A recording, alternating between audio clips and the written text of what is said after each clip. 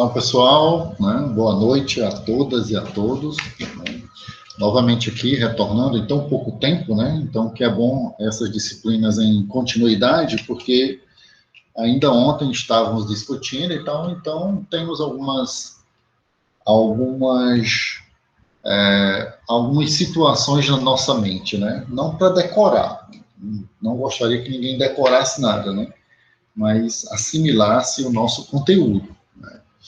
Então, antes de reiniciar de onde nós ficamos, né? E eu não gosto de, quando estou discutindo um conteúdo, de parar no meio, mas as discussões voltadas para as limitações do poder de tributar, ele tem desdobramentos, então não tem como nós discutirmos e aprofundarmos tudo em uma única aula, né? Dois horários de aula é curto demais. E olha que eu sou bem Caxias, assim, né? Com uma exceção de 5 minutinhos, apenas para o pessoal chegar, né? Quanto a nossas discussões, tá? Mas antes de adentrar, retornar às limitações do poder tributar, aí eu coloquei lá o link como limitações do poder tributar, primeira parte 1, e essa será a parte 2. Espero que a gente... Eu juro para vocês o seguinte, se a gente encerrar o quanto antes o conteúdo, a gente termina mais cedo, tá bom? Se eu falar menos, aí a gente termina mais cedo. A cara de Camila ali. A gente termina mais cedo, eu juro. Então, pessoal, por que é importante essa disciplina para o gestor contábil, né? Vocês serão bacharéis em ciências contábeis, serão gestores contábeis, né? Nós sabemos disso. Uma das profissões, que é a mais conhecida que vocês sabem, é ser contador ou contadora, tá? É a mais conhecida. Mas vocês serão gestores, poderão atuar. Tem a nossa primeira aula, eu fiz uma apresentação dos links financeiros, etc. Boa noite, Mário Vitor. Então, uma das possibilidades será, logicamente, ser contador. Mas por que é importante nós discutirmos o direito tributário? Logicamente, e aí eu repito, não tem como prescindir, ou seja, não tem como deixar em segundo plano vocês, gestores contábeis, não terem um contato com a norma, com a lei. Depois, porque executarão atividades, né, contábeis, tendo por base, por parâmetro, a norma, a lei. Isso é indiscutível. Né? E não vejo também como... não, vou trabalhar somente cuidando de um setor específico contábil de uma corporação. Mas, de qualquer forma, essa corporação terá, com toda certeza, specs, pontos vinculados à questão tributária. Não tem como, ela vai recolher tributo. Eu estava, neste momento, com o pessoal do primeiro semestre, no primeiro horário, né, discutindo tudo isso, essa interação, inclusive de conteúdos que eu falei lá, que eu relembrei vocês aqui ontem e tal, né? A gente estava discutindo a questão da interpretação da norma, né? E a possibilidade da interpretação extensiva da norma, né, que não se aplica às normas de direito tributário, né? Tem que ser declarativa, né? E é de fundamental importância. Porque não tem como vocês executarem uma atividade numa empresa sem que tenha aportes tributários. Para tanto, para que a gente pudesse, logicamente, discutir ponto a ponto da disciplina de direito tributário como sendo esse ramo autônomo do direito, né, que tem todo um suporte normativo jurídico, que tem por objetivo instituir, fiscalizar e arrecadar tributo. Esse é o conceito formal de direito tributário. logicamente, né? Só aceitar aqui o Jobson. Beleza, Jobson? Certo? Só que para que nós possamos compreender, né, esse conjunto normativo tributário, esse conjunto normativo propriamente dito, nós temos que discutir alguns conceitos pontuais. Samir, eu estou apenas revisando, tá? Alguns conceitos pontuais, eu faço sempre isso. Né? Conceitos pontuais. Por isso que, mesmo sabendo que vocês já tiveram esse contato, né, nós discutimos o conceito de tributo, né, fizemos alguns aportes sobre o histórico, a origem, a importância desse tributo, tá, de se pagar esse tributo propriamente dito, tá? E o que é interessante, doutor e doutor, olha que coisa interessante, depois de ministrar tanta essa disciplina, o conteúdo programático de vocês, eu tinha observado que as limitações do poder de tributar, que é o que a gente está discutindo, pelo conteúdo programático, era antes de algo que eu acho extremamente fundamental. Então, eu inverti, porque, ora, eu vou discutir as limitações do poder de tributar que estão dentro da Constituição Federal, e a Constituição Federal é a fonte principal do direito tributário. Aí eu inverti, porque era antes. Primeiro a gente via as limitações, depois as fontes. É ilógico um negócio desse. Né? Aí eu conversei e tal, e aí, por isso que nós vimos antes as fontes, o nascedouro, a base, né, que é o sustentáculo que fundamentam as decisões do âmbito do direito tributário, tá? Tanto do gestor contábil como do contador. Então, fizemos aquele aporte introdutório sobre o conceito de tributos e analisamos as fontes do direito tributário. O que é interessante, aí foi a Camila, né, que disse, professor, eu vi lá, foi no virtual, né, Camila? No Leão Virtual, né? Na biblioteca virtual, né? Foi isso? Foi a Vitória. Se foi o livro que falou sobre... Foi a Vitória que citou o livro. Foi a Vitória? Vitória, desculpe, Vitória. Foi Vitória, perdão. Vocês estão parecidazinhas, bonitinhas, lindas, essas mocinhas. Foi a Vitória, desculpe, Vitória. Foi no Leão Virtual, né? Na biblioteca, não é isso? Show de bola. Então, e o que é interessante, né? Que esse suporte, esse aporte inicial, aí lá vai eu, viu? Eu não gosto, não mentir. Dentro da relação jurídica e tributária, ele trata da hipótese de incidência, é o surgimento no mundo jurídico. Tá? Então, essa discussão conceitual inicial, nós estamos discutindo a hipótese de incidência. O que é a hipótese de incidência? É o momento que vai surgir no mundo real, no mundo jurídico, a criação de uma possibilidade de se cobrar ou não um tributo do sujeito ativo, ou do sujeito passivo, nosso contribuinte, né? Então, por isso que nós fizemos, de acordo com o nosso conteúdo programático, eu estou fazendo revisão, tá? De acordo com o nosso conteúdo programático, nós analisamos o conceito de tributo, situamos ele no CTN, né? Analisamos as espécies de tributos, a teoria tripartite, a teoria pentapartite, teoria do CTN, da Constituição Federal. Um traz 3 imposto, taxa, contribuições de melhorias, o outro imposto, taxa, contribuições de melhorias, contribuições sociais e os extraordinários, que é a Constituição Federal, né? Isso está lá gravado, pessoal.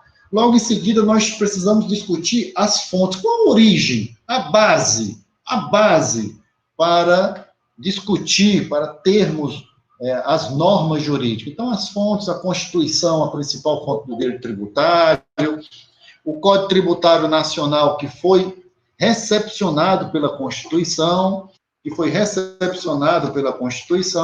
né? Logo em seguida, ainda com base nessa hipótese de incidência, primeiro caminhar da linha do tempo da relação jurídico-tributária trazida pelo nosso digníssimo professor Sabá, né? Não é minha, o professor Sabá, mas inteligente, eu tenho que citar, senão é plágio, e é crime, vocês sabem disso, né? Nós discutimos e estamos discutindo até onde o Estado pode ir, até onde ele pode buscar do patrimônio do contribuinte. Por isso que está analisando as limitações do poder tributário. Então, conceito de tributo, as teorias, depois de onde nasce, as fontes, agora as limitações que tem nesse poder de tributar, certo? Tudo isso nós verificamos que estaria dentro deste ponto, que são as hipóteses de incidência. As hipóteses de incidência. Nós já temos aí, o contribuinte já tem que pagar tributo? Não, calma aí, doutor e doutor, o caminho é longo e demorado, e para isso que o nosso contribuinte, contratante, paga bem a nós. Vai ter que pagar bem, doutor. Vocês, gestores contábeis, né, e ao jurídico também. Eu costumo dizer, caríssimos e caríssimos, que é o casamento perfeito, né? É um contador com um advogado, ou vice-versa, certo? São duas profissões, né? São duas pessoas, vamos dizer assim, duas pessoas que trabalhando junto, um jurídico e um contábil, é o casamento, é a parceria perfeita no escritório, né? Tanto em casa como no escritório, né? Mas tem que separar, né? Tem que separar, né? Por quê? Porque as possibilidades são imensas, né? Tudo dentro da legalidade. Tudo dentro da legalidade, logicamente, né? Nós já temos a obrigação de pagar tributo? Não, doutor e doutora, nós não temos ainda não. Tenha calma, nós temos que caminhar ainda mais um pouco. E por isso que no nosso conteúdo a gente vai discutir também as obrigações tributárias, quando é que nós temos uma obrigação principal, uma obrigação acessória. Eu sei que vocês já viram isso em alguma outra disciplina, vocês já são quase doutores e doutoras. Não, mas nós vamos ver novamente, porque está lá no nosso conteúdo programático, é uma sequência lógica do direito tributário. Nós vamos ver que quando uma obrigação acessória vai ser transformada numa obrigação principal, o nosso cliente, poxa, não emitiu nota fiscal, aí foi lá e foi multado, nós já temos uma obrigação tributária? Temos não, nós temos uma obrigação acessória, essa multa vai ser transformada em obrigação principal, aí a obrigação principal é que vai ser possivelmente transformada no crédito tributário, depois de um lançamento, aí inicia aí alguns tempos até pagar essa obrigação aí, alguns tempos, né? Para isso que ele nos paga bem, né? Aí, logo em seguida, seguindo a relação jurídica tributária, nós temos uma situação, uma condição, ocorre um negócio, tá? É aquele momento que o pessoal das outras turmas ficavam fazendo meme comigo, que eu fazia assim, que é o momento aquele negócio que o nosso cliente, o nosso contribuinte né, que é a situação que faz gerar e vincular o sujeito ativo ao sujeito passivo, que é a obrigação tributária. É o momento que se institui a obrigação tributária, vincula o sujeito ativo ao sujeito passivo, que é a situação que faz gerar esse vínculo, e a denominação é fato gerador da obrigação tributária. É a condição na qual nós temos essa possibilidade de vincular o sujeito ativo ao sujeito passivo, que é chamado fato gerador da obrigação tributária, fato gerador da obrigação tributária, né? Nós já temos o crédito tributário, a fazenda municipal, estadual e federal já é obrigada, já vai nos cobrar? Não, doutor, tenha calma. Receba o cliente, faça ele assinar um contrato, tenha calma. Deixa ele assinar o contrato, aí você vai orientar ele. Para isso que nós estamos estudando, para isso que nós estamos discutindo, né? E ele tem que praticar a fazenda um ato, certo? A administração tributária, fazendária, vai praticar um ato. Esse ato eu denomino de um registro. Estou repetindo, ainda falei tudo isso ontem, né? Mas vou dizer porque tem uma colega nova aí. ele faz um registro, tá? Por que é que, vocês vão ler por aí, inscrição. Por que é que eu não digo inscrição? Porque inscrição pode confundir com inscrição na dívida ativa. Não vamos confundir. Né? Então, ele pratica o ato. O ato que faz levar à constituição definitiva do crédito tributário é o chamado lançamento. Certo? Lançamento tributário. Nós vamos ver mais na frente. Estou só discutindo ainda o nosso conteúdo programático. Né? Estou aqui em crédito tributário, discutimos evasão, elisão e elusão tributária, vamos discutir tudo isso. Beleza. Crédito tributário. Então, um pequeno aporte. Antes desse lançamento, mas nós já temos o vínculo entre o sujeito ativo e o sujeito passivo, que já tem um fato gerador, é possível ocorrer uma situação que vai levar ao não pagamento deste possível tributo, que é a chamada exclusão do crédito tributário. Exclui-se o crédito tributário. E quando é que isso ocorre? Isso ocorre mediante uma lei que poderá conceder a anistia ou a isenção tributária.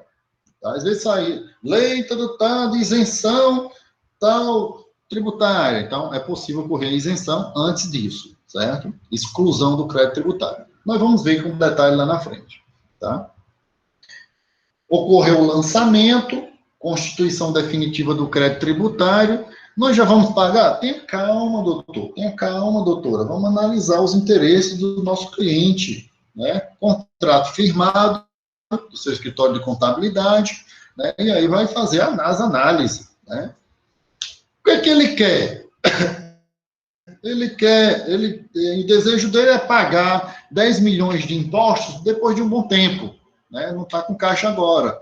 Se tiver possibilidade jurídica, legal, com a constituição definitiva desse crédito tributário, ele pode requerer ou impetrar uma ação jurídico-tributária para que ocorra a chamada suspensão do crédito tributário. Suspende-se e retorna. Tem toda uma série de situações que nós vamos ver que trata da suspensão do crédito tributário.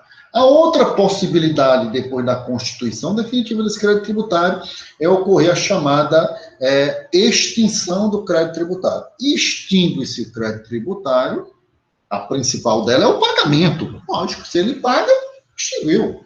Beleza, PT saudações, certo? PT saudações. Então, extinção do crédito tributário, e vamos ver todas as outras possibilidades de extinção do crédito tributário. Logicamente que a administração tributária, ele pratica uma série de atos nesse meio. A administração tributária pratica uma série de atos nesse meio, certo? A autoridade fiscal vai praticar uma série desses atos. E um desses atos praticados será a inscrição na dívida ativa. Beleza. Inscrição. Agora sim, inscrição na dívida ativa, DA. Certo? Essa inscrição na dívida ativa, certo? Depois que teve todos esses recursos, etc e tal, né?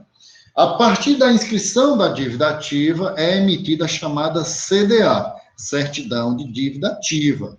Quando nós estivermos vendo isso lá na frente, nós vamos ver as possibilidades de certidões, certidão negativa com efeito de positiva, nós vamos ver lá, tá? Quando é que nós temos, você deve ao fisco, só que você entrou com uma suspensão do crédito tributário, uma ação judicial de suspensão do crédito tributário, e você, digamos que ou você tenha conseguido diretamente, ou judicial ou administrativamente, um parcelamento. Você deve.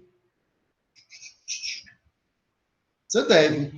Vai acusar lá que você está negativo. Então, você vai requerer uma certidão negativa com efeito de positiva. E aí você vai poder concorrer a licitações, blá, blá, blá, tornar legal a empresa, tá, babá. Nós vamos ver lá na frente, né? Lá na frente. Com a emissão da CDA, Certidão de Dívida Ativa, O fisco, a fazenda do município, do estado e da União, poderá entrar com uma chamada ação de execução fiscal. Ação de execução fiscal, que é para cobrar pecúnia, valor, certo? No entanto, por suposto embargo, é possível também que o nosso cliente, o nosso contribuinte, pratique alguns crimes, algumas ilegalidades no âmbito penal, certo? Que poderá levar ele para a cadeia também, doutor e doutora, tá? Poderá levar ele, o nosso contribuinte, para a cadeia, certo? Então, é possível que ele cometa alguns procedimentos de ordem penal. Nós vamos ler, claro, né, a lei que trata especificamente disto, né, que decorre dos delitos, né, vamos ver, a lei que trata da sonegação fiscal, certo? A lei que fala da apropriação indébita, certo? Vamos falar dos crimes tributários. Então, a sonegação fiscal, certo? Tem a lei que trata, né, especificamente disso, nós vamos ver, poderá levar o nosso cliente à cadeia, tá? Nós vamos ver todas as possibilidades. O procedimento penal tributário, tá? Tudo isso nesse percurso aqui. Ação de execução fiscal, que é para cobrar civilmente o dinheiro, mas pode ter cometido um crime aqui, né? Por exemplo,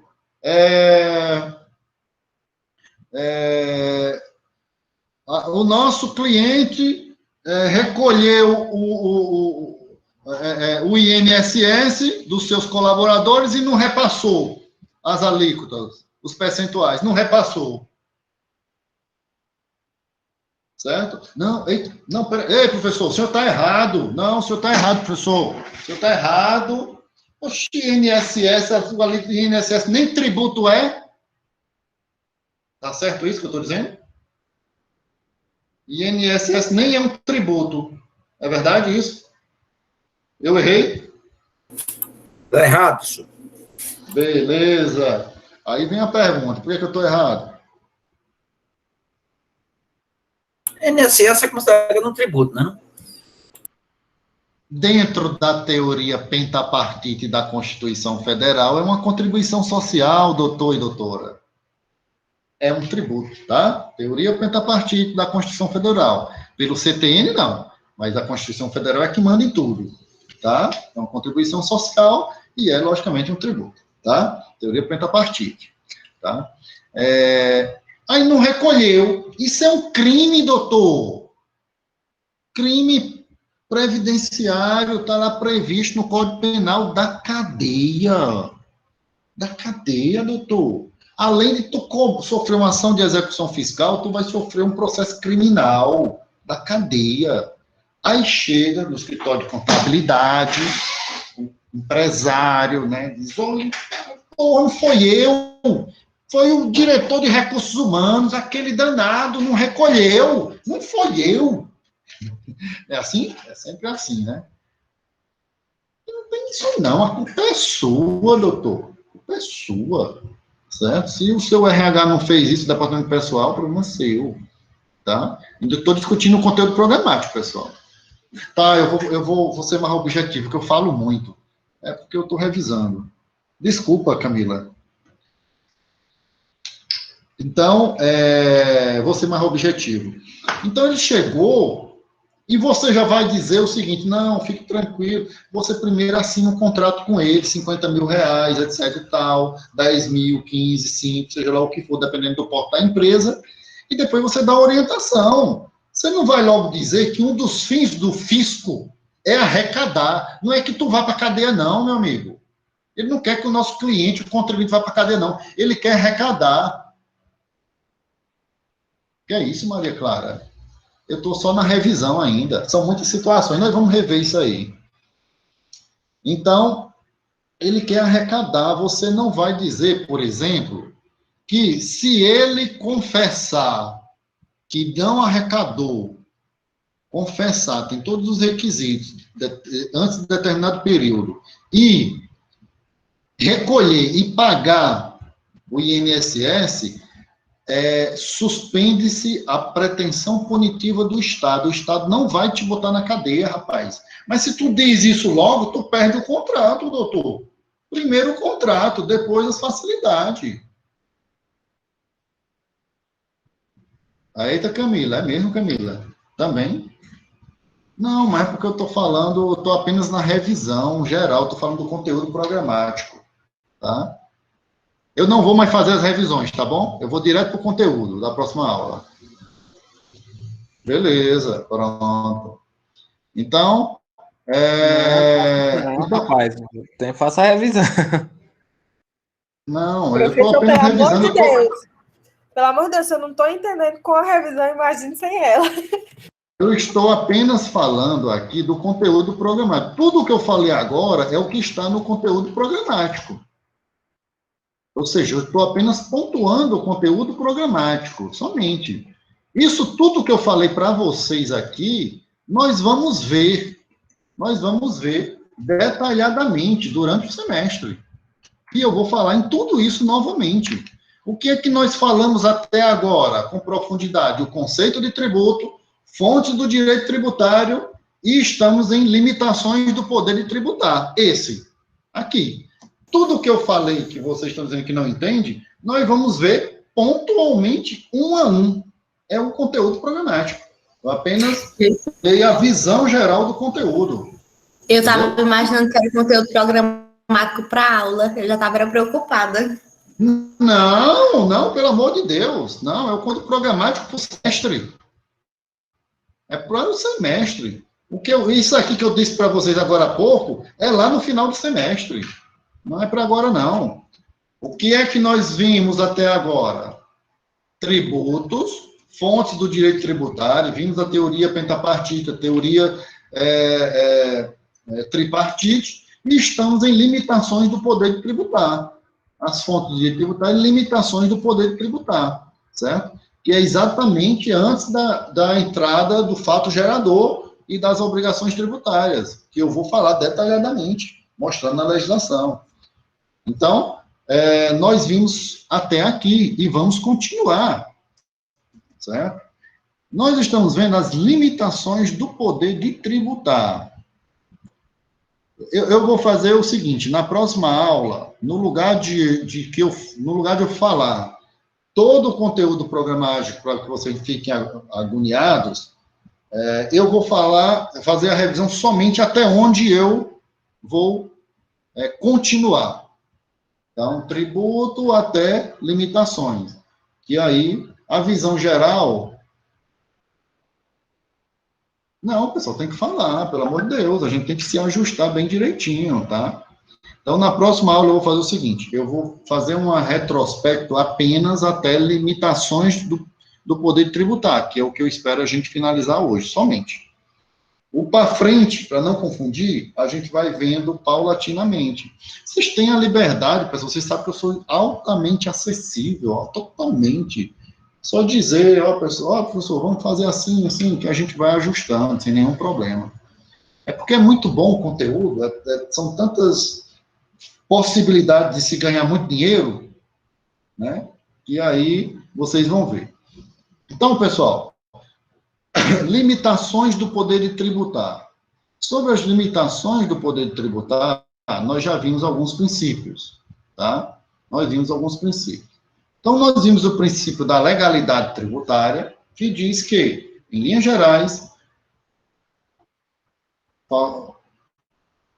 né?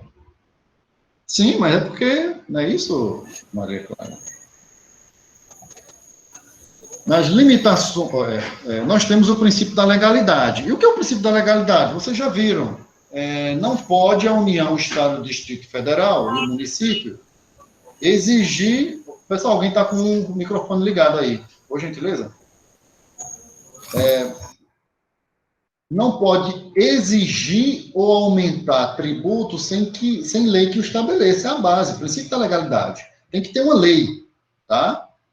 O próximo princípio que a gente viu foi o princípio da isonomia. Essa cobrança tem que ser igual para toda a população envolvida naquele ente da federação. Por que eu disse isso? Porque se você vai cobrar IPTU, é o IPTU daquele município.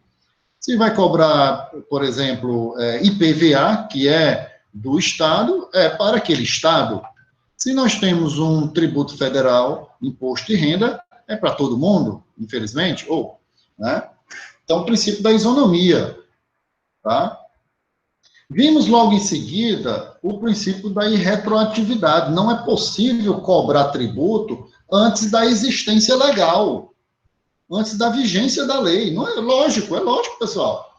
Então, não é possível cobrar tributo antes do início da vigência, ou seja, da existência da lei no mundo jurídico. Só daqui para frente. E é vigência, certo? Antes da vigência não pode. Vimos também na nossa aula anterior o chamado princípio da anterioridade tributária. E aí teve todo um desdobramento para o princípio da anterioridade tributária. Tá? Qual? Desculpa. Que não podemos cobrar tributos, União, Estados, Distrito Federal e municípios não podem cobrar tributos no mesmo exercício financeiro em que haja publicada a lei que o criou ou aumentou. Se aumentou ou criou agora, ele só entra em vigor no próximo ano, no próximo exercício financeiro, tá? Próximo exercício financeiro. E aí nós vimos, vinculado a essa linha B, o também princípio da anterioridade, que é denominado também de princípio da noventena, vocês vão ver aí nos concursos, noventena, tá? Que diz que também não poderá cobrar tributos antes de decorridos 90 dias da data em que haja sido publicada a lei que o instituiu ou aumentou. E aí, nós explicamos isso aí. Não é possível se cobrar um tributo, criar, instituir, aumentar e pegar o contribuinte de surpresa. Então, essa noventena é uma regra que se aplica no final do exercício financeiro. No final do exercício financeiro. Se foi criado ou aumentado um tributo antes de outubro de 2021, então ele vai entrar em vigor no dia 1º de janeiro. Temos aí um intervalo de 90 dias. Ele vai entrar como a regra da linha B, ou seja, no exercício financeiro seguinte. No entanto, se ele for criado próximo ao final do ano, ele vai ter que respeitar 90 dias para entrar em vigor. Porque, senão, se fosse criado ou aumentado, nós estamos falando desse aqui, no dia, hipoteticamente, 31 de dezembro de 2021, pela regra da linha B, entraria em vigor dia 1º de janeiro. No entanto, aplica-se a noventena. 31 de janeiro, de dezembro, entra em vigor somente 90 dias depois. Final de março, 90 dias, dependendo dos dias, né? Contando-se aí os dias, 90 dias corridos, certo? Então, esse é o chamado princípio da noventena, princípio da anterioridade tributária, e eu falei para vocês para ter cuidado nas casquinhas de banana. Publicada... Oi. Esse da anterioridade, se ele for criado em janeiro, ele só entrará em vigor no próximo ano? Exatamente. Se ele for criado em janeiro de 2022, janeiro mesmo, ele só entra em vigor em janeiro de 2023. Um ano depois, né? Ok. Exercício financeiro seguinte, tá? Exercício financeiro seguinte, certo? Claro que esta é a regra geral, nós vamos já deixar mais palpitante. E esse negócio dos 90 dias? Pronto. 90 dias, por exemplo, vamos logo dizer, não se pode criar um tributo e pegar o contribuinte de surpresa, não é verdade? Se fosse a regra aqui, no exercício financeiro, o exercício financeiro de 2021 termina quando? 31 de dezembro de 2021, não é isso? Exercício financeiro, 31 de dezembro de 2021. Que dia começa o próximo exercício financeiro? 1º de janeiro de 2022. Se fosse criado um tributo dia 31 de dezembro de 2021, se for, tem que ser aplicado a regra da noventena. Ele só vai entrar em vigor 90 dias depois. Se foi criado 31 de dezembro, então janeiro, fevereiro, março, só entra em vigor 90 dias depois, final de março, por aí. Por quê? Porque não pode pegar o contribuinte de surpresa. Entendeu aí, colega que perguntou? Professor, o que eu não tô... Isso eu entendi. Eu não estou entendendo quando é que é aplicado o princípio da noventena e quando é que é aplicado o princípio do exercício financeiro. Do exercício financeiro, é? É aplicado... Anterioridade. Não, é isso, é o princípio da anterioridade. É aplicado de acordo com o dia e mês da criação da lei. E da publicação, né, professor? Exatamente, da criação da lei, da publicação da lei. A criação, ele vai se dar com a publicação, né, efetivamente. Então, depende do dia da publicação da lei. Colega que perguntou, depende do dia da publicação da lei. Se a lei como se fosse assim também, né, professor? Se for criado de janeiro até setembro, ela vai entrar no próximo exercício. 1º de janeiro, 1º de janeiro, isso. Se for de outubro para lá, tem 90 dias, ou seja, 90 vai dias. acontecer a partir de março. 90 dias, vai ser contado 90 dias para entrar em vigor. Vai ser contado 90 dias para entrar em vigor. Entendeu, colega? Então, se for criado um tributo... Até setembro do exercício financeiro, e de setembro para lá... Setembro adiante, aplica a noventena. Final de setembro, né? Aplica a noventena. Tem que ter 90 dias para não pegar o contribuinte de surpresa. Beleza, pessoal? Esse é o princípio da anterioridade tributária.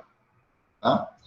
O outro princípio que nós paramos aqui, acho que foi até aqui que eu coloquei, os outros são mais tranquilos. É o princípio da vedação ao confisco. Inclusive, eu falei em sintonia com outros.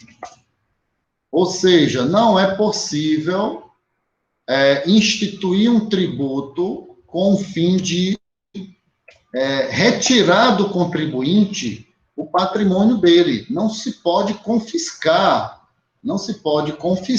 o patrimônio do contribuinte. Por exemplo, você não pode ter um tributo ou uma lei, por exemplo, que venha dizer que se a alíquota do imposto de renda digamos, hipoteticamente, R$ 1.500 acima disso, paga imposto de renda, não pode o Estado querer incluir todo mundo, certo? Não pode o Estado querer incluir todo mundo, pelo menos abaixo desse teto, certo? Estaria confiscando. Ou, em outras palavras, melhor ainda, ele não pode, aumentar de forma astronômica, em tese, né? De forma astronômica, um tributo que foge à realidade. Isso seria confisco. Vamos ser mais claro ainda, foi o que a gente discutiu na aula anterior também. A questão do ICMS dos combustíveis, que está super alto nos estados, enquanto que o governo federal zerou, né? Isso, pelo que eu soube, ele zerou, certo? Então, pode o Estado aumentar de forma astronômica isso aí? Pode ser caracterizado um possível confisco. Isso não pode. É possível entrar com ações judiciais? É possível sim. Tá? Em outras linhas, em outras palavras, não se pode utilizar o tributo com o objetivo de confiscar o patrimônio. É ilegal, existe essa vedação desse princípio da vedação ao confisco. Tá? Um outro princípio, pois está sério, viu, esse caso da gasolina, é verdade. Um outro princípio é o chamado princípio da não limitação ao tráfego de pessoas, ou seja, não se pode limitar o deslocamento de pessoas e bens, com exceção do pedágio. Esse princípio é que não se pode limitar o deslocamento de pessoas. Foi isso que aconteceu durante a pandemia e está acontecendo. Vocês estão vendo barreiras? Essas barreiras têm uma possível afronta constitucional, tá? Porque não se pode limitar o deslocamento de pessoas dentro da federação, tá? Então, estabelecer limitações ao tráfego de pessoas ou bens, aí, no caso, logicamente, por meio de tributos interestaduais ou intermunicipais, ressalvada a cobrança de pedágio pela utilização de vias conservadas pelo poder público. O que ele está querendo dizer aí, por exemplo, você vai para o estado do Pernambuco, aí diz o seguinte, que para que você entre no estado do Pernambuco, você vai ter que pagar um tributo, certo? E isso é ilegal. Então, não pode ser estabelecido um tributo para impedir o deslocamento de pessoas, tá? Exceto, e aí já está na Constituição, exceto os pedágios. Olha só, os pedágios são legais, está previsto na Constituição, tá? Então, esse é o princípio da não limitação ao tráfego de pessoas e bens e a ressalva ao pedágio, certo? E a ressalva ao pedágio. E aí, pessoal, antes de entrar aqui nas imunidades, vamos para um outro princípio. Antes de adentrar nas imunidades, pessoal, eu vou entrar aqui, abordar os outros princípios. Temos um outro princípio, pessoal, que está lá no artigo 151, que é o chamado princípio da uniformidade geográfica. O que é isso? É proibido à União instituir um tributo que não seja igual em todo o território nacional, certo? Ou que venha distinguir ou haja preferência em relação aos estados, Distrito Federal, município, ou seja, um estado tenha preferência em relação a outro estado. Então, isso não pode. Então, esse princípio da uniformidade geográfica, ele diz que o tributo ele tem que ser igual em todo o território nacional. E, tipo, não pode ter um tributo da União privilegiando o estado do Ceará em detrimento, em diminuição ao estado do Pernambuco ou da Paraíba. Não pode, ele tem que ser uniforme. E aí, o próprio princípio, ele faz uma exceção. É admitido, nesse caso, a concessão de incentivos fiscais para promover o equilíbrio e o desenvolvimento econômico das regiões. Aquelas concessões de incentivos fiscais para o Nordeste. É só para o Nordeste. Isso pode? Pode. Por quê? Porque está previsto na Constituição, está aqui. Admitida a concessão de incentivos fiscais para o desenvolvimento socioeconômico. É o que acontece com o Nordeste. Tá? Então, esse princípio da uniformidade geográfica diz que o tributo tem que ser igual em todo o território nacional, não pode ter preferência ou distinção de um estado para o outro, um não pode ter mais benefício do que o outro, mas pode ser concedido pela União benefícios ou concessão de incentivos fiscais, como ocorre no Nordeste, pessoal. Como ocorre no Nordeste. Aquelas concessões de incentivos fiscais para o desenvolvimento socioeconômico, seja lá da agricultura familiar ou do produtor rural. Bom, entendeu? Então, isso pode, é o chamado princípio da uniformidade geográfica. Oi. Professor, aí tem a ver só com a parte da União, né?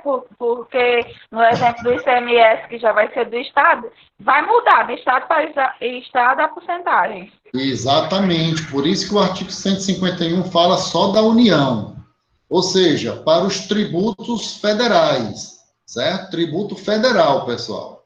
Tributo federal. Beleza, excelente a sua observação. Show de bola. Show de bola.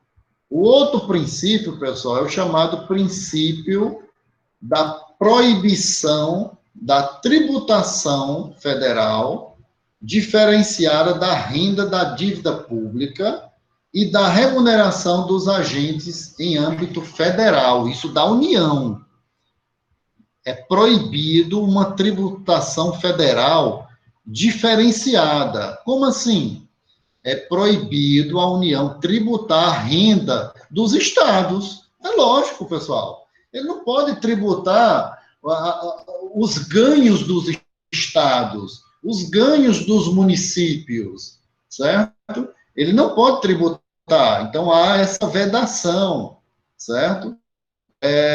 Bem como também ele não pode tributar a remuneração e os proventos dos agentes públicos em diversos níveis, ao que fixar para suas obrigações para seus agentes, certo? Em algumas situações não pode tributar, tá? Então, esse é o princípio da proibição da tributação federal diferenciada da renda da dívida pública. É lógico, pessoal, né? Por exemplo, o Estado fez uma negociata, pronto, vendeu um órgão público, uma empresa, uma instituição pública do Estado. O Estado, a União não pode tributar essa renda. Tá? Não pode. E por que não pode? Além dessa previsão constitucional, existe constitucionalmente porque nós estamos numa federação, os estados são autônomos, certo? Tem sua autonomia, assim como o município e assim como a União. Então, eles têm suas autonomias, tá? Então, de fundamental importância isso aí. O outro princípio é o princípio das isenções heterônomas. O que é isso? É proibido a União instituir isenções de tributos dos estados, do Distrito Federal, do município. Você já pensou a União dizer... Por isso que o presidente não fez ainda, né, pessoal? Senão ele tinha baixado o ICMS dos estados, né? Não pode. Sim, lógico. A União não pode instituir qualquer isenção de quê? Do ITCMD, Imposto sobre a Transmissão Causa Morte de Direito, não pode. Contra o ICMS, a União não pode isentar IPVA, não pode isentar IPTU dos municípios, não pode isentar ITBI, transmissão entre pessoas vivas de imóveis, e não pode isentar ISS. Esse é o chamado princípio das isenções heterônomas, certo? Então, não pode, é proibido a União, certo? E o próximo princípio é o chamado princípio da não discriminação baseada em procedência ou destino. O que é isso? É que é proibido aos estados, ao Distrito Federal e aos municípios estabelecer uma diferença tributária entre bens e serviços de qualquer natureza em razão da sua procedência ou destino. Ele não pode, tipo, um produto que vai entrar no Pernambuco, ele não pode estabelecer uma diferenciação tributária, certo? De bens e serviços.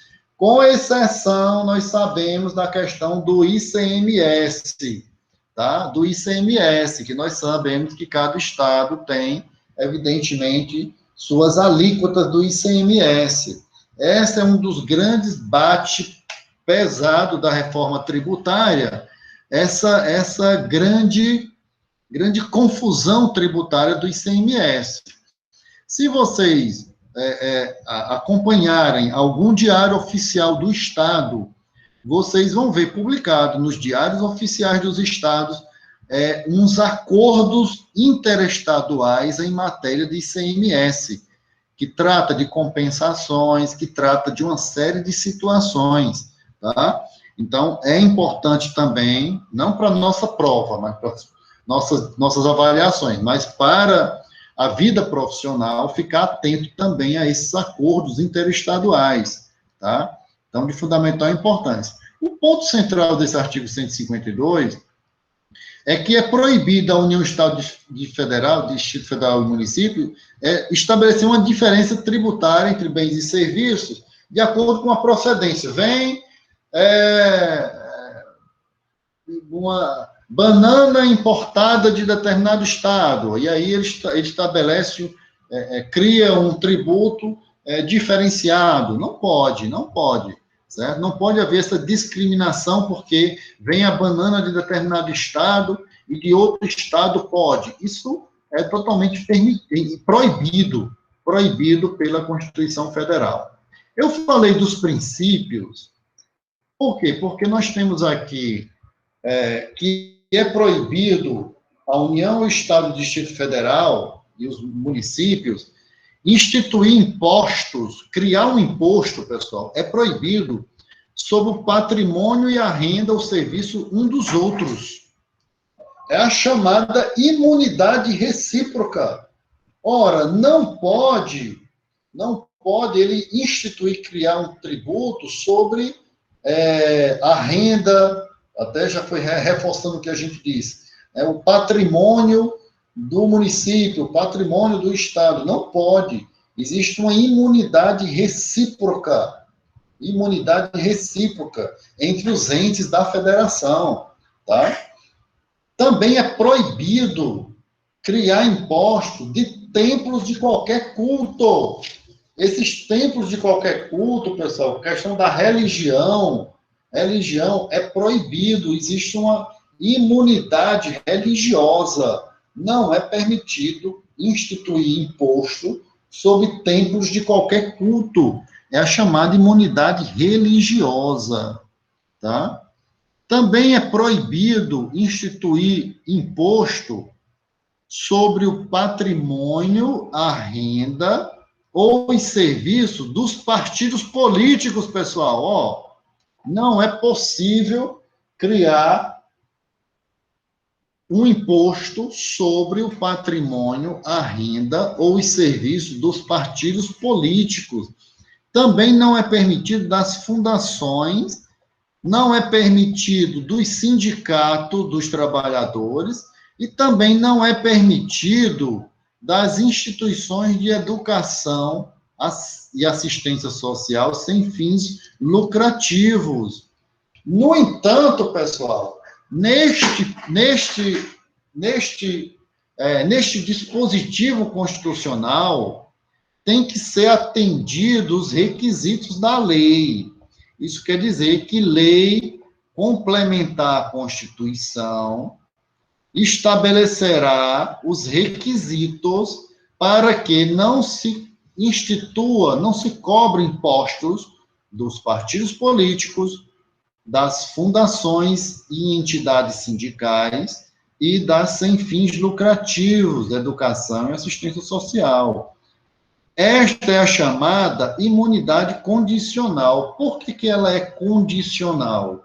Ela é condicional porque tem que ser atendidos os requisitos da lei. Se não atender os requisitos da lei específica que trata sobre o assunto, logicamente que vai ser possível cobrar esses impostos. É a chamada imunidade condicional, tá, pessoal? Existe também uma chamada imunidade objetiva. Essa imunidade objetiva, ela é que não pode instituir impostos sobre livros, jornais, periódicos e o papel destinado à sua impressão. Objetiva, porque vem proporcionar, claro, o desenvolvimento também da cultura, da leitura, etc, etc, tal. Tá? Então, isso é uma política de Estado. Então, nós temos a chamada imunidade objetiva. A próxima imunidade, pessoal, é também uma imunidade objetiva que é relacionado aos fonogramas e videofonogramas musicais, certo? Então, tudo que contiver obras musicais ou literamusicais de autores brasileiros e obras, em geral, interpretadas por artistas brasileiros, certo? Bem como os suportes materiais, arquivos digitais, tem uma imunidade objetiva, não se pode cobrar imposto, exceto se for feito réplicas. Então, as réplicas cobra-se impostos. Então, tem a imunidade das empresas que fabricam na origem, logicamente. No entanto, a replicação vai pagar impostos, tá? Então, isso foi uma emenda constitucional de 2013. Essa é a chamada imunidade objetiva, tá? Pessoal, então é o seguinte, esses foram os princípios, né, das limitações do poder tributar e as imunidades tributárias. Eu já disse para vocês que as imunidades, elas estão somente no plano constitucional, certo? Somente as imunidades estão no plano constitucional. E eu disse para vocês também que nós temos que fazer uma leitura conjunta do artigo, dos incisos, das alíneas, o pessoal tem um microfone aberto, das alíneas e dos parágrafos. E aí, agora, nós vamos aos parágrafos. E aí vem a grande situação voltada para as exceções dos parágrafos, pessoal. Depois eu vou postar isso aqui. Pessoal, está tendo um eco da minha voz aí. Está tendo um eco. Oi? Ok. Depois eu vou postar isso aqui. É o microfone de Vitória que está aberto. Vitória? Pronto. Valeu, Vitória. Pessoal, depois eu vou postar para vocês isso aqui, para vocês terem, sem problema, Vitória, com maior clareza e vão fazer uma leitura, tá? Então, veja bem, nós vamos para as exceções, tá? Eu creio que essa é uma das situações que leva a pegadinha no exame de suficiência e em concurso público, porque as pessoas não olham as exceções das regras, tá? Por exemplo, princípio da anterioridade tributária que eu falei para vocês, ela não se aplica a todos os tributos. Calma, pessoal, não vamos só complicar só um pouquinho, desculpa, mas assim mesmo. Olha só o parágrafo 1º. Eu vou ler sem o que está em verde. O que está em verde foi eu que coloquei para facilitar o entendimento, tá? Eu fui em cada um deles. Parágrafo 1º do artigo 150, que trata das limitações ao poder tributar. A vedação do inciso 3b não se aplica aos tributos previstos nos artigos 148.1 153.1, 2, inciso 4 e inciso 5. E 154.2, ponto e vírgula. E a vedação do inciso 3, a linha C, não se aplica aos tributos previstos nos artigos 148, inciso 1, 153, inciso 1, inciso 2, inciso 3 e inciso 5 e 154, inciso 2, nem a fixação da base de cálculo dos impostos previsto no artigo 155.3 e 155.6, inciso 1. Complicou, né? Bastante, né? Todos federais? Todos federais. Federais, isso, nós estamos tratando dos federais. Não, federais. Olha só aí a questão, deixa eu ver, IOF, IOF, PI, exatamente. Aí, pessoal, olha o detalhe aí para vocês, pelo amor dos céus, quando estiverem estudando para o exame de suficiência, para um concurso, dá trabalho? Dá, pessoal. Mas vá olhar o que é que dizem cada um. Não deixe de olhar, não. Pelo amor de Deus. Essas são as exceções. Eu vou agora repetir, dizendo o que é cada uma delas. É o que está em verde. A vedação do inciso 3B. E o que é que diz o inciso 3B? O inciso 3B diz que, inciso 3, cobrar tributos, é o inciso 3. O B, no mesmo exercício financeiro em que haja sido publicada a lei que o instituiu ou aumentou. O que é isso aí? Inciso 3B do artigo 150 diz que é proibido cobrar tributos pela União, Estado, Distrito Federal, no mesmo exercício financeiro em que haja sido publicada a lei que o instituiu ou aumentou. Isso é o princípio da anterioridade tributária, pessoal. Inciso 3B é aquele princípio da anterioridade tributária que só entra em vigor no exercício seguinte. Ele está dizendo aí que essa proibição do inciso 3B não se aplica aos seguintes tributos. Quais são os tributos? Eles estão lá, o princípio da anterioridade do exercício financeiro não se aplica aos tributos do 148.1. E o que é o 148.1? O princípio da anterioridade do exercício financeiro, e só entrar em vigor no exercício seguinte, não se aplica ao 148.1, que diz o seguinte. O que é que diz o 148? Que a União, mediante lei complementar, poderá criar empréstimos compulsórios, inciso 1, para atender a despesa extraordinária decorrente de calamidade pública, de guerra externa ou de uma iminência guerra. Espera aí, pessoal. Empréstimo compulsório é um empréstimo que é possível ser criado pela União, certo?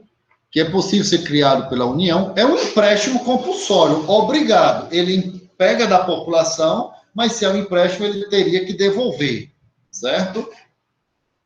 E quando é que é possível termos um empréstimo compulsório? Se tiver uma despesa extraordinária com guerra, calamidade pública ou uma iminência de guerra, tá? Então, isso quer dizer que o princípio da anterioridade tributária do exercício financeiro não se aplica aos empréstimos compulsórios, doutor. Pessoal, Isso é batata em exame de suficiência. Concurso público, posso chamar palavrão não, né? Porra, desculpa, foi mal, pessoal. Batata. Sabe por quê? Porque a gente não lê as exceções, doutor. Não lê as exceções. Preste atenção, vou repetir. A vedação do inciso 3B, que é princípio da anterioridade do exercício financeiro, criou uma lei hoje, só entra em vigor no próximo ano. Não se aplica ao 148.1, que é a União criar um imposto, um empréstimo compulsório, devido a uma guerra, devido a uma calamidade pública, etc. e tal. E por que não se aplica o princípio da anterioridade? Porque é uma guerra, doutor e doutora, é uma calamidade pública. Tem que entrar em vigor imediatamente. Tem que entrar em vigor imediatamente. Tem que entrar em vigor imediatamente. Seria uma situação emergencial, né? Desculpa, exatamente. Exatamente. Continuando. O princípio da anterioridade, que é essa vedação do inciso 3B, também não se aplica ao 153.1, 2, 4 e 5. O princípio da anterioridade não se aplica ao imposto de importação, II, não se aplica, do exercício financeiro da anterioridade, não se aplica ao imposto de exportação, não se aplica ao IPI, produto industrializado, e não se aplica ao IOF, operações financeiras. Tá? Então, o princípio da anterioridade do inciso 3B do exercício financeiro, criou hoje, só entra em vigor no próximo ano, não se aplica aos empréstimos compulsórios, não se aplicam aos impostos de importação, ao imposto de exportação, ao imposto de produtos industrializados e ao IOF. Tá? E também o princípio da anterioridade do exercício financeiro não se aplica ao artigo 154, inciso 2. E o que é que diz o artigo 154, inciso 2?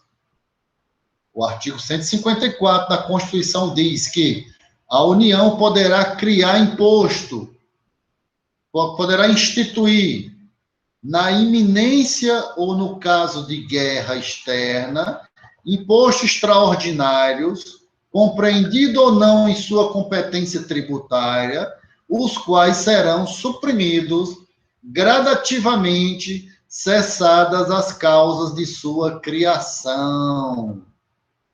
Pessoal, meu Deus do céu, Jesus, Maria José. Pessoal, preste atenção. Por favor, por favor. Vou repetir, tá? Olha como eu disse, que o negócio são as exceções. O princípio da anterioridade tributária, do inciso 3B, que diz que a União, Estado, Distrito Federal não poderá cobrar, o município não poderá cobrar impostos, não poderá cobrar tributos no mesmo exercício financeiro, ou seja, tem que ser no exercício financeiro seguinte. Esta é a regra. Nós já sabemos que não se aplica aos empréstimos compulsórios, não se aplica ao imposto de importação, ao imposto de exportação, não se aplica ao IPI, não se aplica ao IOF, Imposto Industrializado e Imposto sobre Operações Financeiras. E não se aplica também, doutor e doutora, aos chamados impostos extraordinários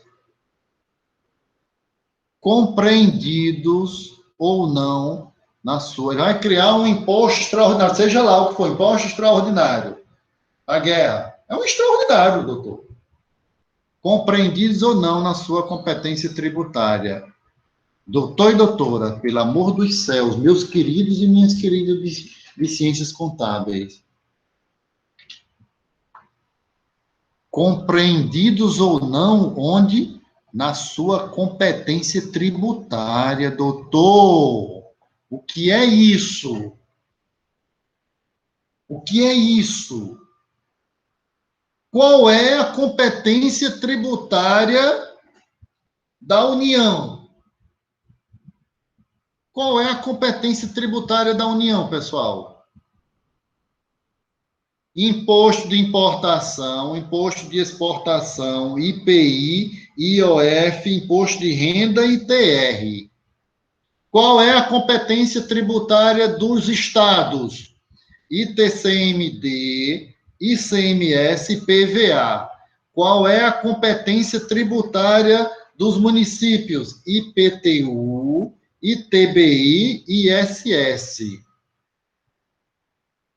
O que é que está dizendo aí? Que a União pode criar um imposto extraordinário que seja da competência tributária dela ou da competência tributária dos estados e dos municípios. Isso é um detalhe extremamente importante. Exame de suficiência, mata pau. Concurso, putz, caramba. Olhe o detalhe, gente. Olhe o detalhe. Olhe como eu disse que aqui era demorado esse negócio. O princípio da anterioridade, estou repetindo para ser chato mesmo. Princípio da anterioridade, para fixar, não é para decorar.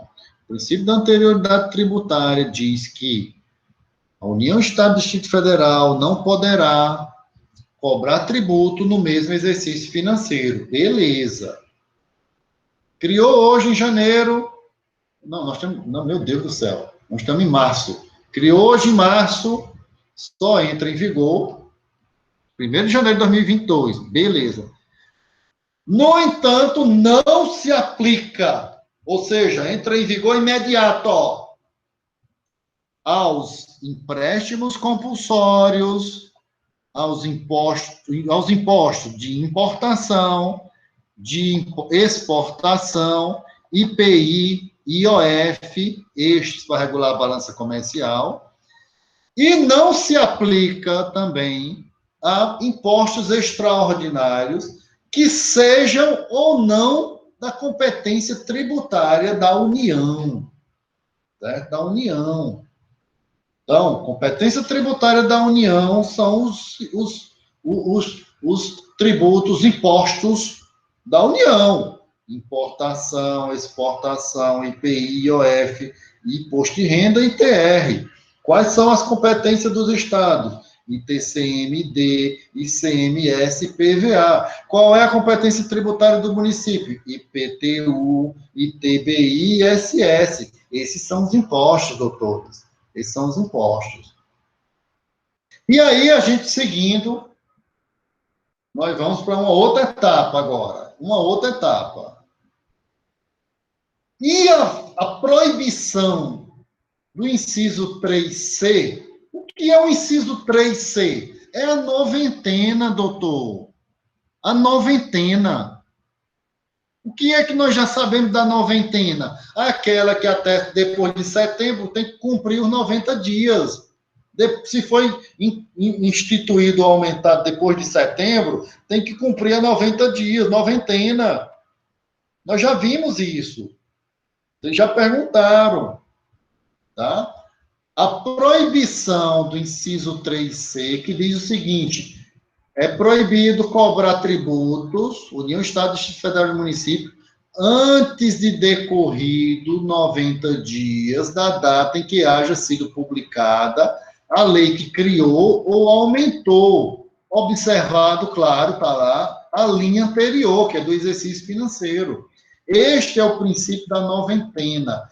essa proibição da noventena, ela não se aplica, gente, pelo amor dos céus, essa proibição da noventena, ela não se aplica aos empréstimos compulsórios, que é o 148.1, não se aplica a noventena ao imposto de importação, não se aplica a noventena ao imposto de exportação, não se aplica a noventena ao imposto de renda. Doutor e doutora das ciências contábeis, atenção, atenção.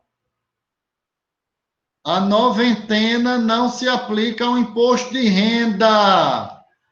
Aumentou a alíquota do imposto de renda dia 31 de dezembro de 2021. Ela entra em vigor que dia mesmo? Primeiro. Hã? 1º de janeiro. 1º de janeiro de 2022, doutor. Não se aplica a noventena ao IOF. Beleza. Certo? Olha só um monte de casquinha de banana aí para os concursos e para a suficiência. Um monte. Isso quer dizer que o imposto de importação, empréstimo compulsório, imposto de importação, exportação, imposto de renda, IOF, se ocorreu isso no final do ano, vai entrar em vigor imediatamente, doutor.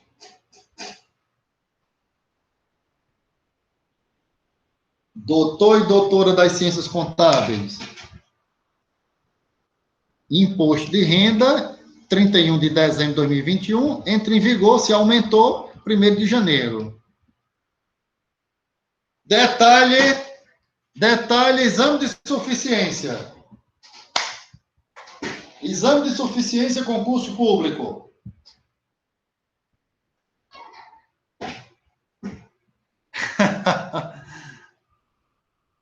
E o imposto de produtos industrializados, doutor e doutora? Cadê ele?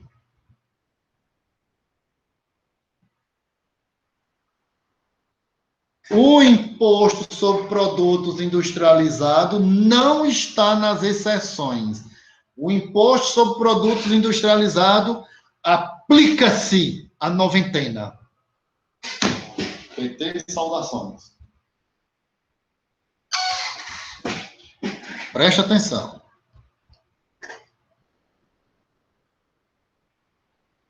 Olha o detalhe aí. Na medida que o imposto de renda entre em vigor imediatamente, aumentou 31 de dezembro, entra em vigor 1º de janeiro. No entanto, o IPI, se aumentou 31 de dezembro, vai ter que respeitar 90 dias. Ele não está nas exceções da noventena. Ele não está nas exceções da noventena. Ele não está nas exceções da noventena. Então, o IPI, ele não é um imposto, uma alíquota única? Imposto sobre produto industrializado. Não, a alíquota dele não é única? 12%, acho 11%, 12%, não? Sim, mas ele está dizendo aí é se aumentar ou se não pode, eles não podem aumentar ou diminuir hipoteticamente, entendeu? Uhum. É só se ocorrer isso. É só se ocorrer isso, entendeu? Ok. A gente está dizendo instituir ou majorar, aumentar. Vai que queiram diminuir. Está me entendendo? É só se ocorrer essa mudança, essa variação, entendeu? Ou seja, se eles aumentam o IPI dia 31 de dezembro, vai ter que respeitar a noventena, somente 90 dias depois. 90 dias depois, tá? E a noventena não se aplica aos impostos extraordinários, conforme está no princípio da anterioridade do exercício financeiro, nos mesmo molde, estando ou não dentro da competência tributária, certo? Extremamente importante isso aí. Extremamente importante isso aí. Então, pessoal, olhe só os detalhezinhos. Detalhezinho aí crucial. Não, pessoal, ó, deixa eu logo dizer, calma, ninguém vai aprender, decorar isso aí não, gente. Não é assim não. Você vai olhar na legislação, vai saber. Você já vai saber, por exemplo, que o IPI, quando cai no concurso, no insuficiência, o IPI, ele tem que respeitar o princípio da anterioridade do exercício financeiro, mas ele, quer dizer, não se aplica, né? Não se aplica aqui o IPI ao princípio da anterioridade do exercício financeiro, não se aplica. No entanto, ele tem que ser respeitado a noventena, tá? Tem que ser respeitado a noventena, certo? Então, de fundamental importância isso aí, certo? O princípio do exercício financeiro não se aplica. O princípio da anterioridade do IPI, ou seja, o que é o princípio da anterioridade? Aumentou um tributo agora, ele só entra em vigor no próximo exercício financeiro. Não se aplica ao IPI isto. Aumentou o IPI agora, ele deve entrar em vigor imediatamente. No entanto, se aumentou o IPI no final do ano, tem que respeitar a noventena. Porque quanto ao IPI, não pode pegar o contribuinte de surpresa. Não pode pegar o contribuinte de surpresa. Entendeu? De fundamental importância isso aí. Professor, então, basicamente, o IPI, ele não, quando ele é publicado, instituído, ele não ultrapassa um exercício financeiro para ser aplicado para a população. Ele só tem esse período de 90 dias, independente da publicação. Se for no final. Se for no final. No final do ano. No final do ano, exatamente. Exatamente. Porque aí a noventena, entendeu? Ele vai ter que respeitar 90 dias. 90 dias, certo? Vai ter que respeitar 90 dias para entrar em vigor. Certo? Extremamente importante esse detalhe aí. Certo? E aí a gente vem aqui, pessoal, ó. Peraí. A vedação do inciso 3B não se aplica. Só que nós estamos tratando aqui, ó. Não se aplica aos tributos previstos. Tá? A vedação do inciso 3C também não se aplica à fixação da base de cálculo dos impostos previstos no 155.3. A fixação da base de cálculo dos impostos previstos no artigo 155.3, que é o quê? Compete aos estados do Distrito Federal instituir imposto sobre propriedade de veículos automotores, IPVA, dos estados. Também não se aplica a fixação da base de cálculo dos impostos previstos no artigo 155.3. O que é que não se aplica aí, pessoal? A noventena. A noventena não se aplica ao IPVA, certo? E também a noventena não se aplica ao IPTU. Olha aí, dos estados e dos municípios.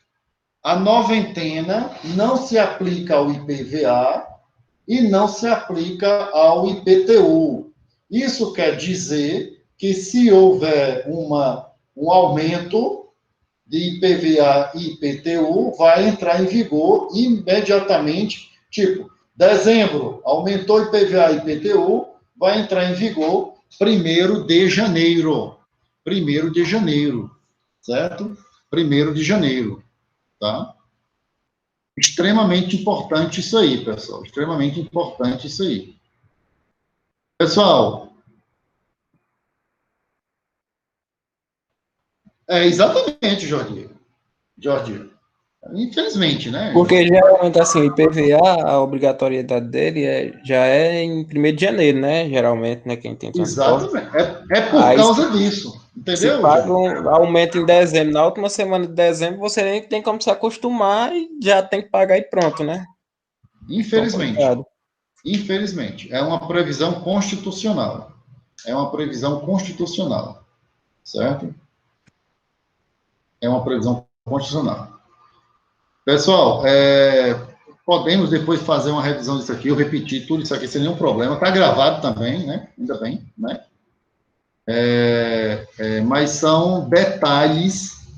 Pessoal, esses detalhes aí é que caem em suficiência, no exame de suficiência de vocês e caem no concurso, pessoal. Infelizmente ou infelizmente, são esses detalhes aí que caem. Ele não vai, pessoal. Pelo amor de Deus, gente. É por isso que eu passei logo. Ele não vai perguntar qual é o princípio da legalidade. Pelo amor de Deus, gente. Né? Vocês sabem. Não vai perguntar qual é o princípio da legalidade. Aí é mamão com açúcar, rapaz. Ele não vai perguntar isso aí. Ele vai perguntar se alguma exceção à regra, né? Os outros, pessoal, é bem tranquilo, né? Bem tranquilo, porque são mais objetivos, né? A vedação do inciso 6A. O que é o 6A? Instituir imposto sobre patrimônio, renda, serviço um dos outros. Essa é a chamada imunidade recíproca. Esse imposto sobre patrimônio e rendas um dos outros, os entes da federação, também se aplica às autarquias, às fundações, às instituições do poder público. É só isso aqui. Isso quer dizer que, por exemplo, a Universidade Federal do Cariri, ela deve ser uma fundação, possivelmente uma fundação, uma autarquia, era uma autarquia, deve ser uma fundação pública, possivelmente as universidades são fundações. Então, o Juazeiro do Norte não pode cobrar IPTU dos prédios da universidade, entendeu? Porque é extensível a imunidade aos órgãos públicos. Por exemplo, no estado, a URCA, Universidade Regional do Cariri, ela é uma fundação, era uma autarquia, isso aí eu digo com certeza. Eu trabalhei muitos anos lá. Ela era uma autarquia, foi transformada em fundação pública. O município do Crato não pode cobrar IPTU, certo? Não pode cobrar, certo? Então, essa é a imunidade recíproca extensiva aos órgãos. Tranquilo, né? A vedação do inciso 6A. O que é o inciso 6A? Instituir imposto sobre patrimônio e rendas, também a mesma coisa. Imunidade recíproca.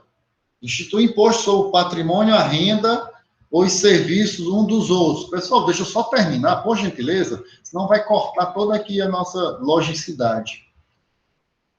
21 e 53. A vedação do inciso 6A. O que é? A mesma. Instituir imposto sobre o patrimônio, as rendas, os serviços um dos outros. Imunidade recíproca. E do parágrafo, não se aplica ao patrimônio, à renda e aos serviços relacionados com exploração de atividade econômica. Se essas instituições explorar economicamente, logicamente que não vai ter imunidade, tá? Então, se houver a exploração econômica de alguma atividade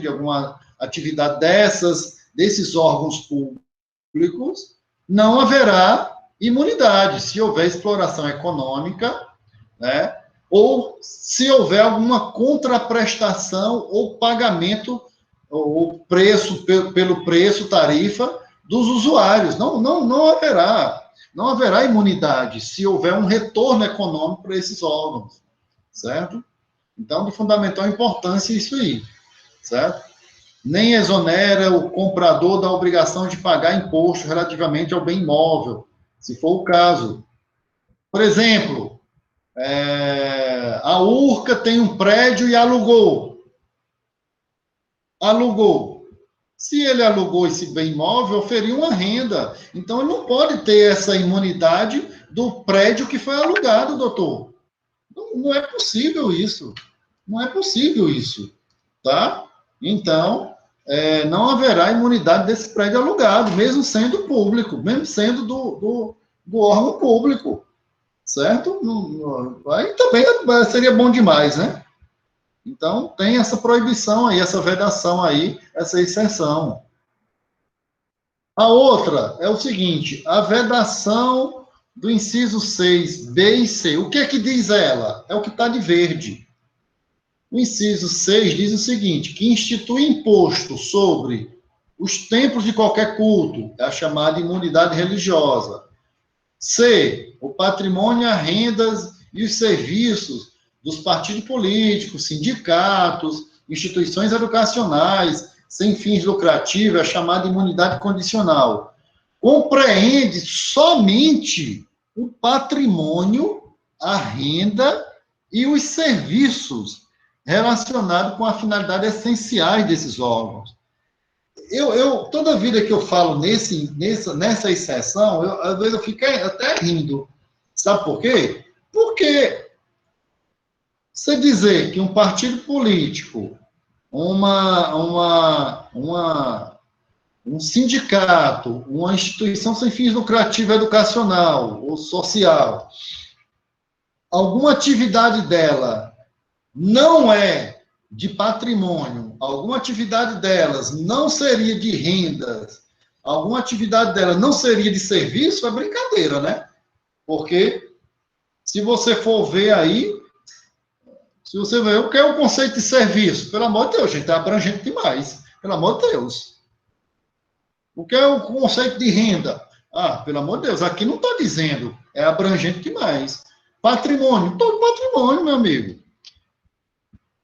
Então, está dizendo assim, que essa vedação compreende somente o patrimônio, a renda e o serviço. Ora, eles vão enquadrar tudo num desses três, meu amigo. O que é que não é serviço? É óbvio. Oi? Opa. É óbvio que vai enquadrar. Tá me entendendo? É óbvio. E quem vai fazer isso aí? Vocês, contadores. E as contadoras. Entendeu, pessoal? Eu acho esse artigo, toda vida que eu leio esse artigo... Ficou até meio sem saída, né? Porque é brincadeira. Diga se não é um artigo desse. O partido político, os templos, pelo amor de Deus, gente, dos templos religiosos. Não, vou parar por aqui nesse daqui, quer dizer, vou nem comentar mais esse daqui, porque tudo vai ser enquadrado, gente. Patrimônio, renda e o serviço, não tem nem como. Bom, só aqui para finalizar, a lei vai determinar as medidas para que os consumidores sejam esclarecidos sobre os impostos. Aí vem o direito do consumidor. E, esse último aqui, o que é? Essa aqui, ok. E qualquer isenção, subsídio, redução de base de cálculo, concessão de crédito presumido, anistia ou remissão, relativos a impostos, taxas ou contribuições, só poderá ser concedido mediante lei específica federal, estadual ou municipal. Então, pessoal, isso aqui fecha até com aquilo que eu falei para vocês, aquela exclusão do crédito tributário mediante isenção ou anistia, tem que ser lei específica federal, estadual ou municipal, que venha regular a matéria, certo? Sem prejuízo do disposto no artigo 155, parágrafo 2º, 11, a linha G. Olha só que negócio interessante, né? A gente está estudando, né, doutor e doutora? A gente está estudando, aí a gente lê. Parágrafo 6º, das exceções do artigo 150 das limitações do poder tributário. Qualquer subsídio ou isenção, redução de base de cálculo, concessão de crédito presumido, anistia ou remissão, relativos a impostos, a taxas ou a contribuições só poderá ser concedido mediante lei específica, federal, União, estadual, estado ou municipal, município, que regule exclusivamente as matérias acima enumeradas, ou o correspondente tributo ou contribuinte. Aí vem, vírgula, sem prejuízo do disposto no artigo 155, parágrafo 2º, inciso 11, a linha G da Constituição Federal. Ponto. Aí você parou os estudos por aí. Não foi olhar. Erro, erro, erro, erro. Vamos saber o que é que diz que é sem prejuízo do artigo 155, parágrafo 2º, inciso 11G. O que é que ele diz? Ele trata, pessoal, do ITCMD, Imposto sobre a Transmissão, Causa Mortes e Direitos. É um tributo do Estado. Esse 155, parágrafo 2º, inciso 11, a linha G, ele trata do imposto do Estado chamado ITCMD, Imposto sobre a Transmissão, Causa Morte e Direito, que diz, caberá a lei complementar regular a forma como, mediante deliberação dos estados e do Distrito Federal, isenções, incentivos e benefícios fiscais serão concedidos e revogados, ou seja, relativamente a bens imóveis, a bens móveis, títulos e créditos, compete ao Estado, onde se processar o inventário, o arrolamento, ou tiver domicílio, o doador, ou ao Distrito Federal. Aí está dizendo que, quanto ao imposto sobre a transmissão, causa mortes e direito, vai caber a uma lei complementar regular isso aí. A uma lei complementar. E vai depender de leis, de situações específicas dos estados e dos municípios. Então, tem que ter muito cuidado com o ITCMD. Não haverá prejuízo quanto a essas particularidades. Mas por que é que você está dizendo isso? Porque, por exemplo, pessoal, numa ação de inventário,